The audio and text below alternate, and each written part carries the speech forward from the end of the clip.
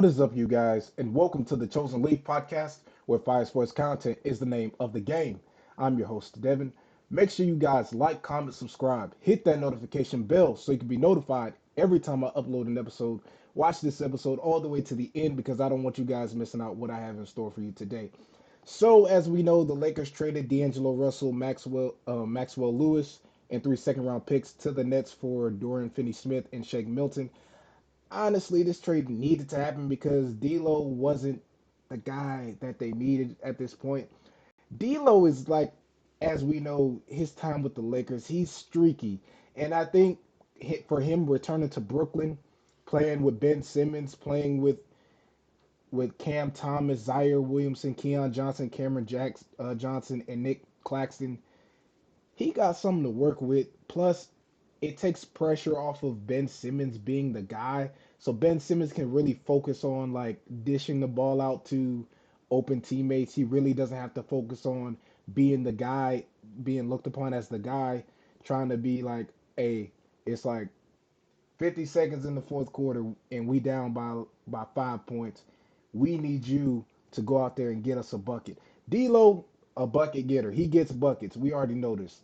In his time in Brooklyn 2017-18 season, averaging 15.5 points, 5.2 assists, 3.9 rebounds, shooting 41.4% from the field and played 48 games. But his best was the 2018-2019 season, averaging 21.1 points, 7 assists, 3.9 rebounds, shooting 43.4% from the field, and he played most of the season playing 81 games. But here's the thing. When I say D'Lo's a streaky shooter, if he plays around guys where he has to share the ball, like he can share the ball, but if it comes to the point where, just like with the Lakers when LeBron, he's not the guy. LeBron is the guy because LeBron is still LeBron's team until either leaves, decides he wants to get traded, or he retires. Basically, leaves the team. But I'm happy for D'Lo. We gotta see D'Lo back in action and where he's being the primary scorer. He's getting buckets. He's displaying his skill set. He's being looked upon as the leader. And I want to play a clip for y'all just to give y'all the big picture of what I mean about D'Lo and his skill set. Here we go.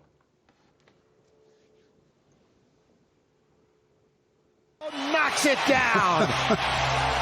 It's his fourth. Kevin made him mark it a little bit more and straight as an arrow. Very Manu Ginobili-like there. And the lead is up. Darvingham going right back to that.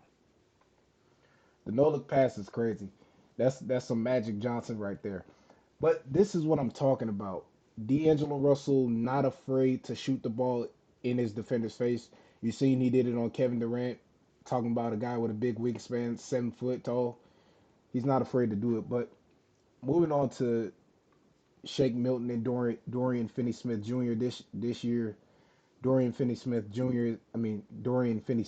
excuse me, is averaging 10 points, 4.4 rebounds, 1.6 assists, shooting 45.4% from the field.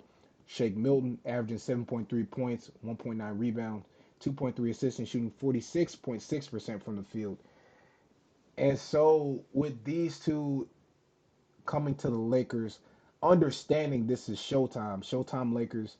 Um, Lakers have been dominant for years, taking you back to Magic Johnson, Kareem Abdul-Jabbar, James Worthy, Pat Riley, all those guys. But Laker Nation, they're about winning championships, and you have to be, you know, as they say, great. You got to be great. When I look at Dorian Finney-Smith being a power forward, this actually puts into perspective of LeBron going back to being the point guard, Dorian Finney-Smith being the lockdown defender. Also, they have Dalton Connect, who they drafted this year, who played out of Tennessee. He has the length. He can score mid-range three, but he can also play defense.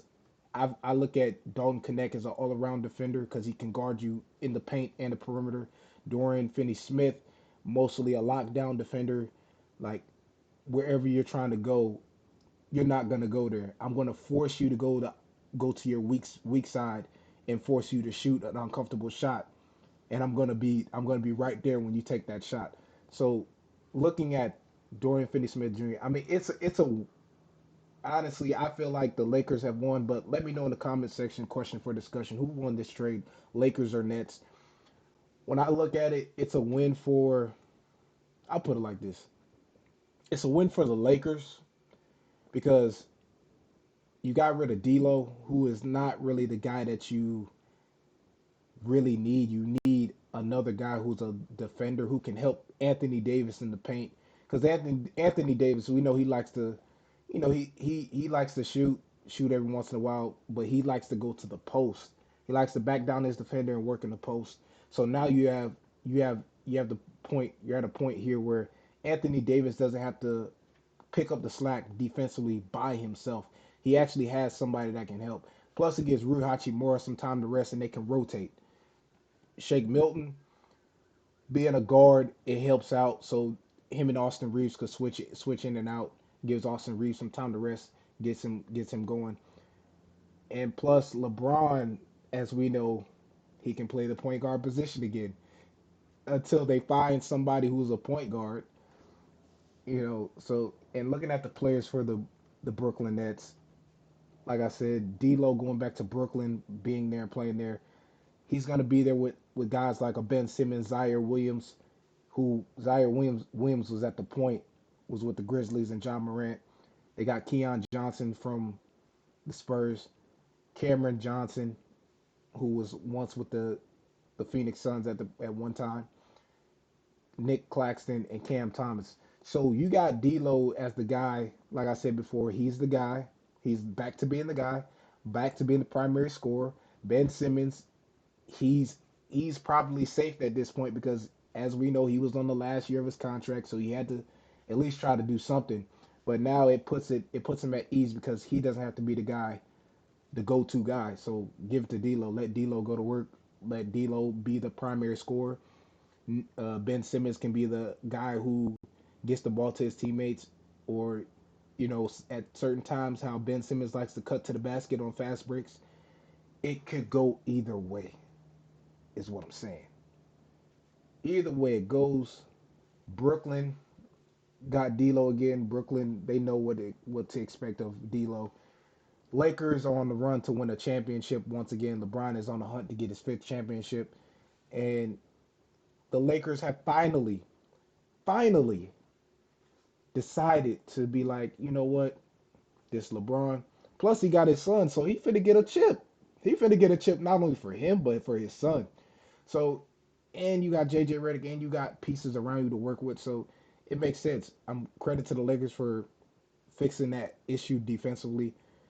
But man, looking forward to seeing them play tonight because they'll make their Dorian Finney-Smith will make his debut tonight against the Portland Trail Blazers, and you know, look, Shake Milton will make his debut against the Portland Trail Blazers as well. But anyways, man, great move for the Lakers. They got to continue making more moves in order to get that to assemble that team. I know there was talks about Lonzo Ball and Kuzma, but Wizards are looking to trade Kuzma. I don't really see Kuzma going back to the Lakers. Probably Lonzo because they need a point guard who can scan the floor, be that floor general, and really know where his teammates are and know where to get them at their spot. But anyways, that is all for today's episode. Once again, like, comment, subscribe, hit that notification bell so you can be notified every time I upload an episode. I'm Devin, and I'm signing off. Thanks for watching. Subscribe here to get the latest from the show.